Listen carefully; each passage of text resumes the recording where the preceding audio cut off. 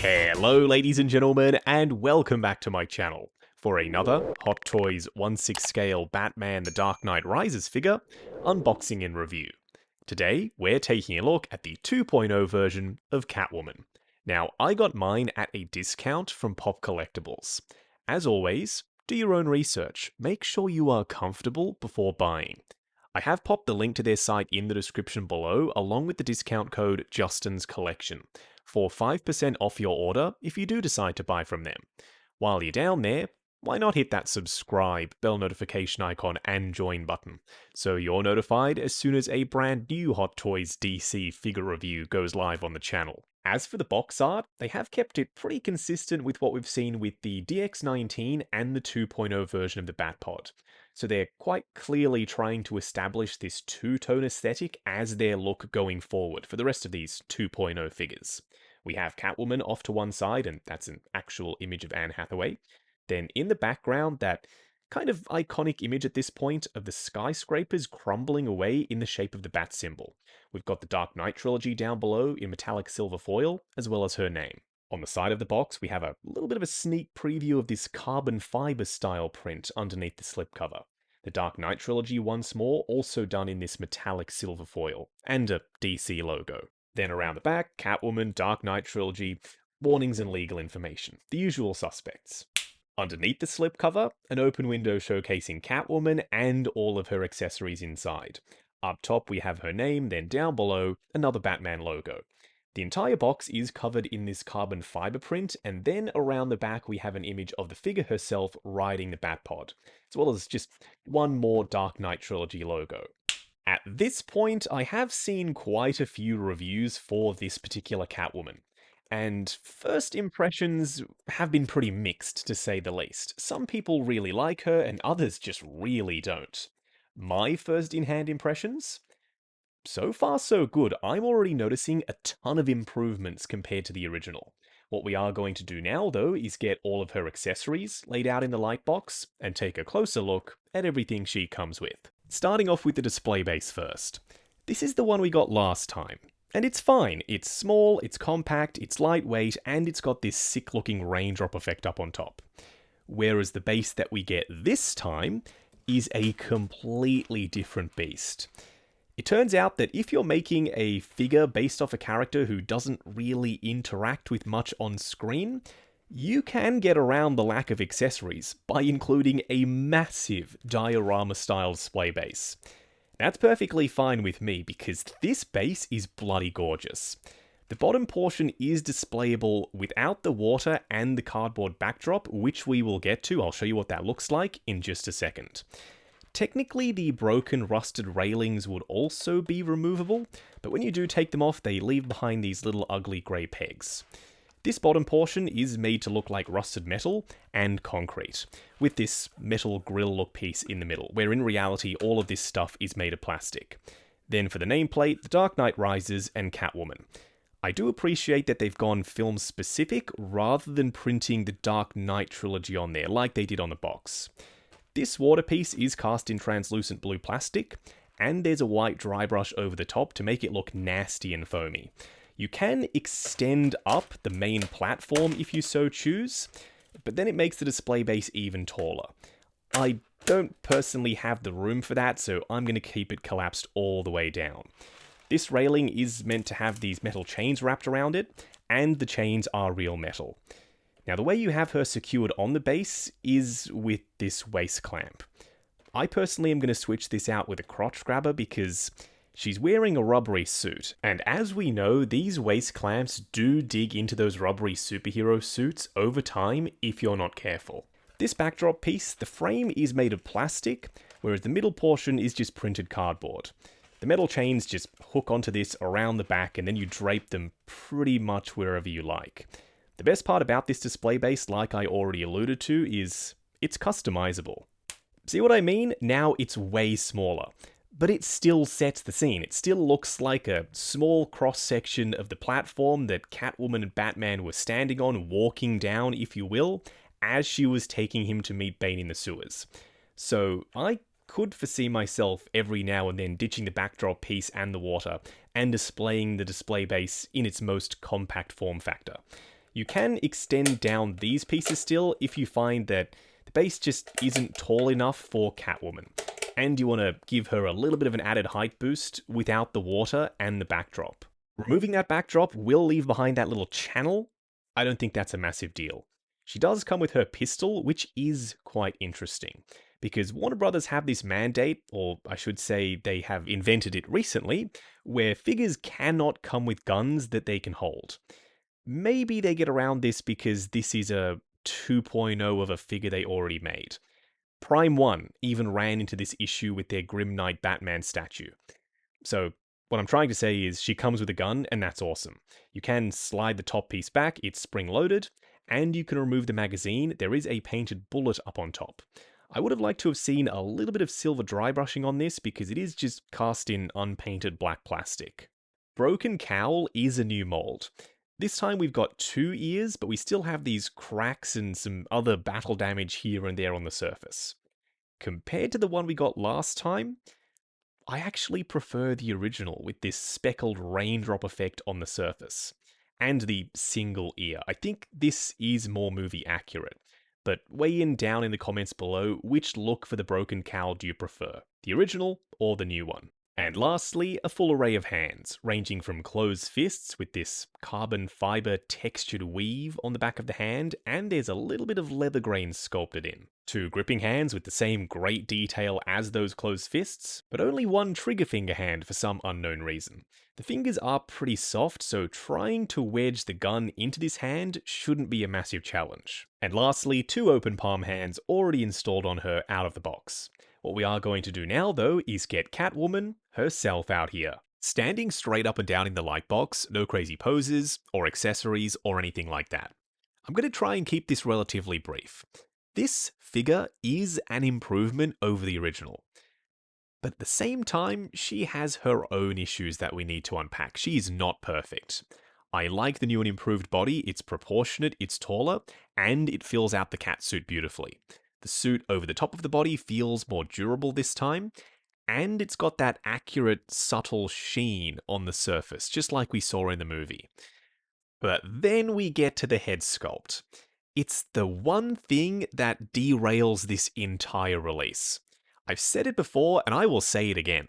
The head sculpt is the soul of a figure, so if you do not nail that, it brings a release's whole reason for being into question. This isn't quite as dire as that, but still, I think there was room for improvement with this head sculpt. Up close and personal, kicking things off with Catwoman's head sculpt. It's a good head sculpt for a generic Catwoman.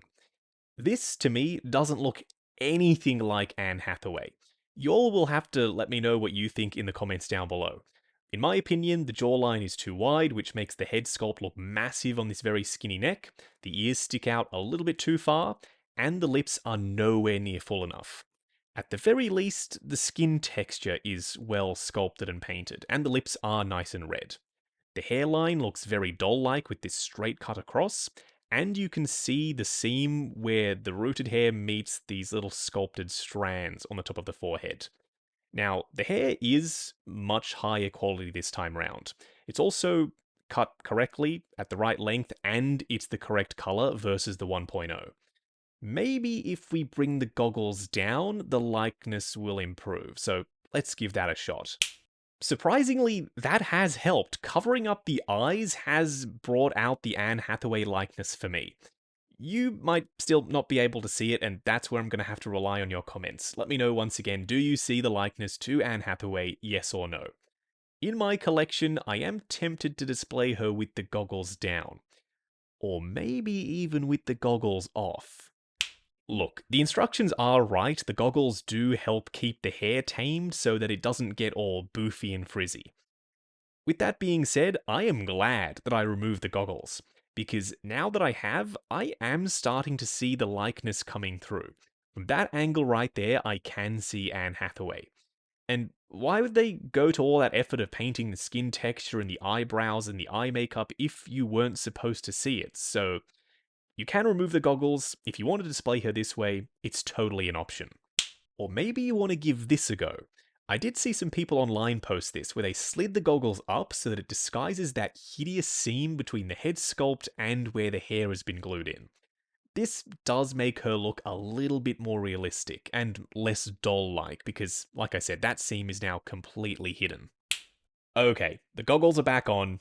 Not to worry, it was really easy. I have no idea why the instructions are so ominous with their warnings about messing up the hairstyle. It's not a big deal at all. You grab the hair, pull it back, slide the goggles on, and it'll lock everything in position. Oh no, this is the 1.0 head sculpt on the new body. Because the neck is slightly longer this time and the neck connector is different, plus the head sculpt is physically smaller than the new one, it doesn't work on this newer, larger body. So if you were wondering what this looks like, pretty terrible is the answer.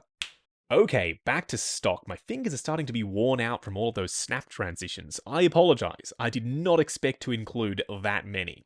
Now, I do have to thank D Knight for showing that you can adjust the head sculpt on the neck in his review.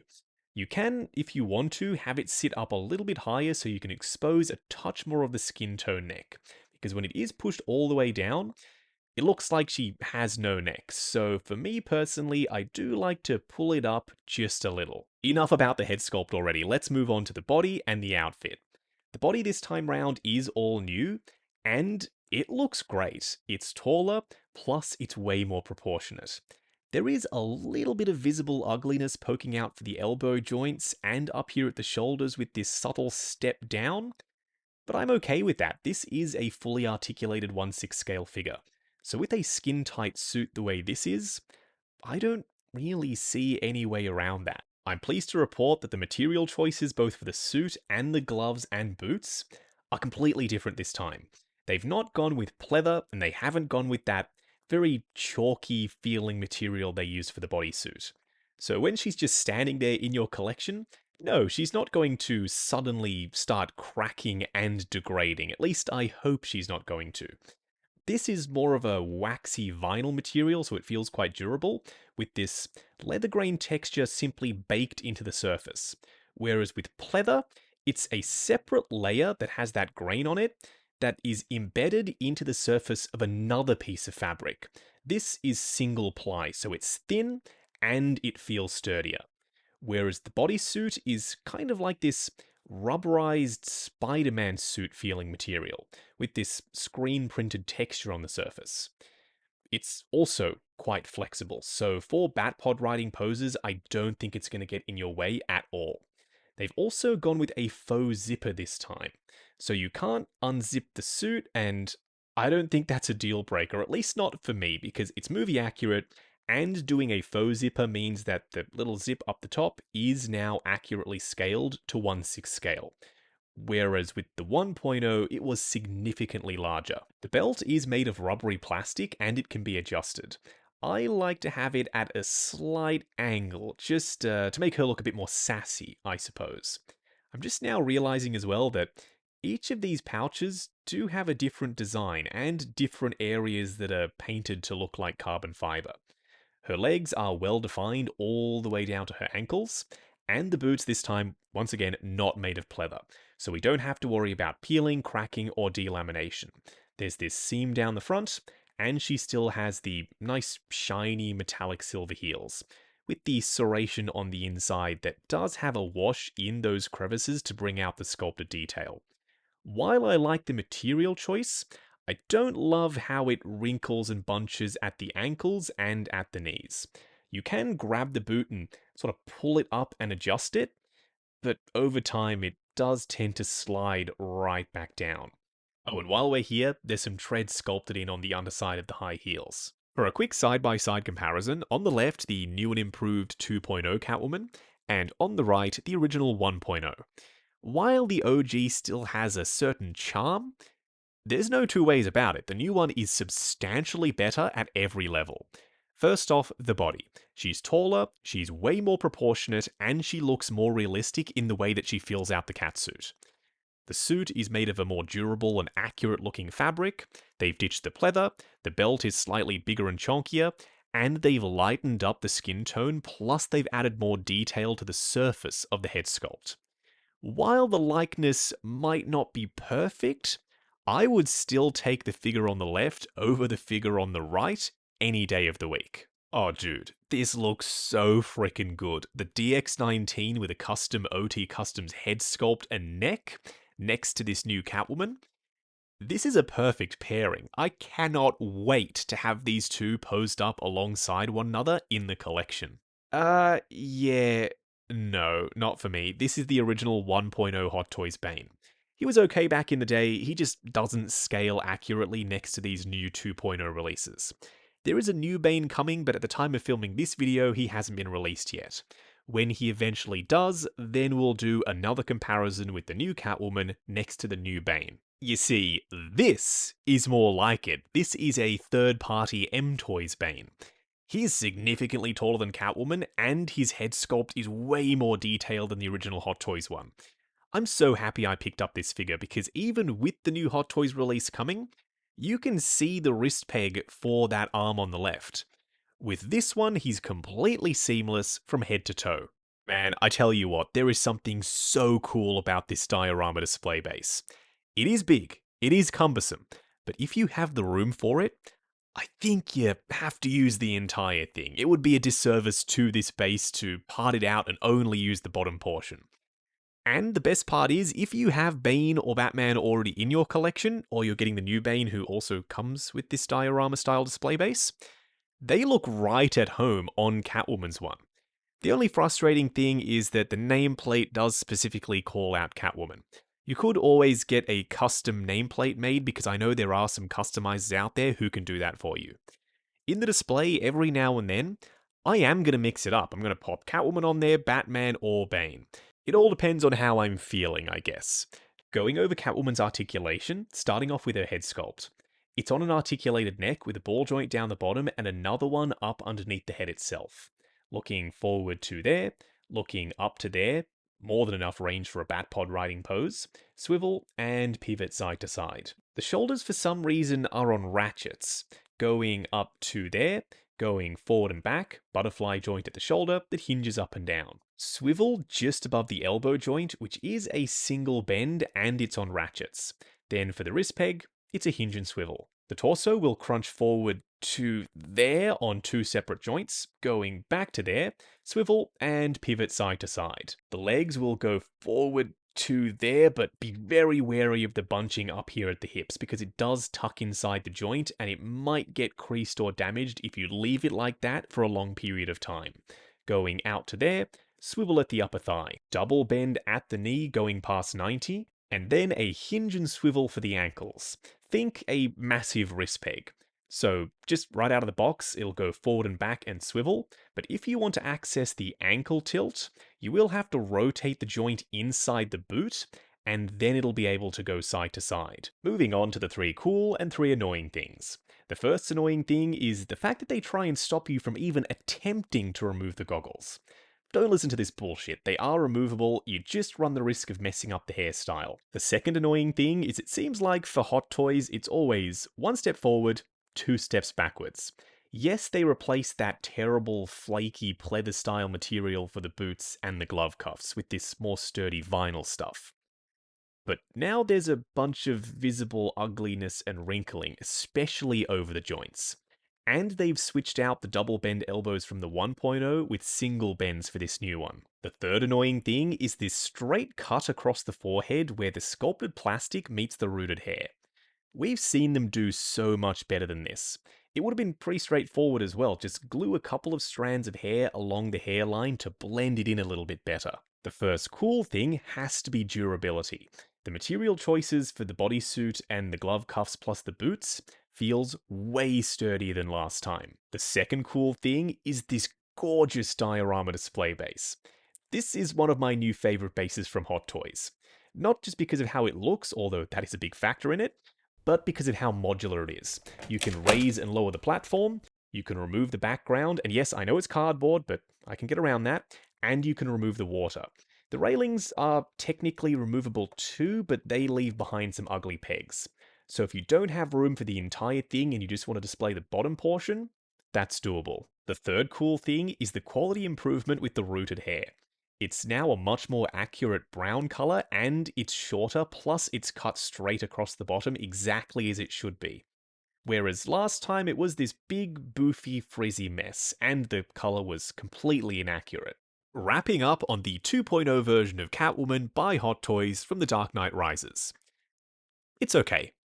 It's not perfect, it's not fantastic, just fine. Some people are going to be okay with that, and other people really aren't, and I understand. The root of my issue with this figure has to be the head sculpt. I mean, it just doesn't scream Anne Hathaway to me. And they tried to do that stupid thing where they told you not to remove the goggles, even though they can be removed. I don't like any of that, and I think this head sculpt suffers because you can't easily take them on or off. I think they could have done better with this head sculpt, to tell you the truth. We've seen customizers make better Anne Hathaway head sculpts than Hot Toys have here. If only they'd spent a little bit more time dialing in the likeness, this figure would have been perfect because everything else is stellar. The new and improved body is more proportionate and taller. The cat suit feels more durable, and they've gone with that faux zipper so everything looks in scale and accurate. It's just the head sculpt. But the head sculpt is the one thing that you need to nail. For me, she is teetering right on that razor's edge between being a figure that I would say go ahead and pick up, and a figure that I'd say that you should just pass on. It's all going to come down to personal preference. If you can get around the idea that the original has a stronger likeness to Anne Hathaway but worse paint applications, and take everything else that comes along with this new one, go ahead and pick her up. If you can't, maybe you do just want to stick with your original and get that head sculpt repainted. Now, I got mine from Pop Collectibles at a discount. As always, do your own research. Make sure you are comfortable before buying. I have popped the link to their site in the description below, along with the discount code Justin's Collection, for 5% off your order if you do decide to buy from them. While you're down there, why not hit that subscribe, bell notification icon, and join button, if you like the sound of seeing your name in the end credits of my reviews. Like, comment, and subscribe. We'll catch you in the next video.